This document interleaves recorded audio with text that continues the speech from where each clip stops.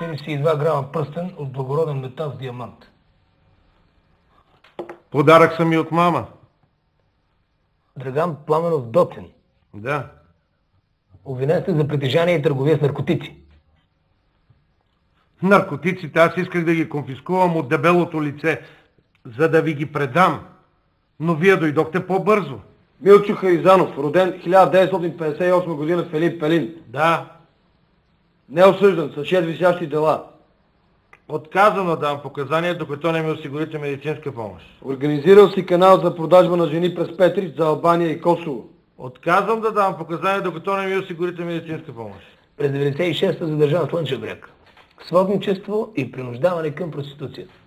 Случайно бех легнал с 3 момичета. Случайно. Разбирате ли? Това проституция ли? Освободен поради здравословни причини. Здравословните причини ще дойдат пак. Бронхит пневмонията ще дойде, ако ме държите по тая кавлия. И утре адвоката ми ще ви изкара на Лъвов мост да духате свирки. Организирал си друг канал за наркотици от Турция за Холандия. Отказвам да дам показания, докато не ми осигурите медицинска помощ. Имаше едно изнасилване. Момичето се отказва от показанията си. Защо? Искам адвокат. Аз все пак имам човешки права.